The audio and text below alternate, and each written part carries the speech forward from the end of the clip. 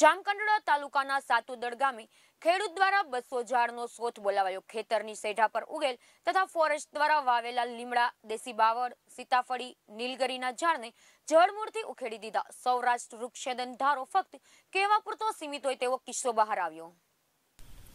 જામકંડોરણાના સાતુદળ ગામેથી ગુંદાસરી જવાનો જૂનો રાજાશાહી વખતનો ગાડા માર્ગ આવેલો છે અને ગાડા માર્ગમાં 400 ખેડૂતોની જમીન આવેલી છે। આ ગાડા માર્ગ સિવાય બીજો માર્ગ ન હોવાથી કાયમી આવન જાવન ખેડૂતો કરે છે। ગઈકાલે આ વિસ્તારના ખેડૂત નંદકિશોર ત્રિવેદી, નટવરલાલ ત્રિવેદી અને ગોપાલશંકર ત્રિવેદીએ જેસીબીથી અંદાજિત 200 જળમૂળથી ઉખેડી નાખ્યા છે। જેવા લીમડા, બાવળ, નીલગિરી 30 વર્ષ જૂના ઝાડ થતા ફોરેસ્ટ વિભાગ દ્વારા વાવેલા ઝાડને કોઈની પરવાનગી વગર કાપી નાખ્યા છે।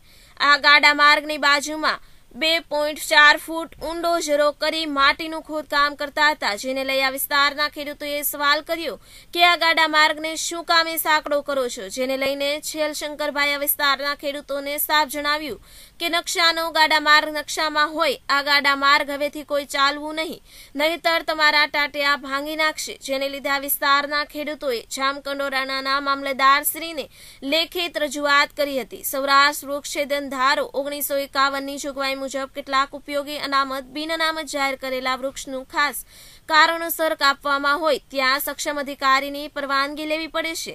22 જાતના વૃક્ષો ઉપરાંત 5 અનામત પ્રકારના લીમડો, દેશી બાવળ, આંબો અને આંબલીના વૃક્ષને કાપવામાં ઓનલાઈન પણ અરજીઓ કરવી પડે છે।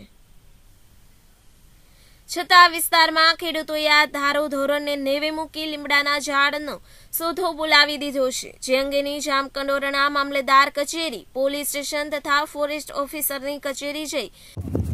મારું ગામ સાતુદળ, મારું નામ ઠુમર રસિકભાઈ। સાતુદળ ગામની સીમની જમીનની અંદર જે નુકસાની કરવામાં આવેલ છે તેના માટે રસ્તા બાબતે અરજી દીધેલ છે। રસ્તાની બંને સાઈડ ખોદકામ કરેલ છે અને રસ્તો બંધ કરી દીધેલો છે। નદીઓમાં રસ્તો ચલાય એવો છે નહીં, જે રસ્તો હતો એની બંને સાઈડ ખોદકામ કરી અને રસ્તાને નુકસાન કરેલ છે અને 150 વૃક્ષને કાપી નાખેલ છે અને ઘણી બધી રસ્તાઓમાં ચાલવામાં ચોમાસામાં પાણી એ રસ્તા ઉપર જ આવે છે અને ઘણી બધી નુકસાની છે। અત્યારે રસ્તાનું ગમે તાત્કાલિક ધોરણે એનું નિરાકરણ કરવું પડે એમ છે। લેખિત તથા મૌખિક ફરિયાદ કરાઈ છે। Pravinbhai Donga, KTV news Gujarati, Jamkandorna.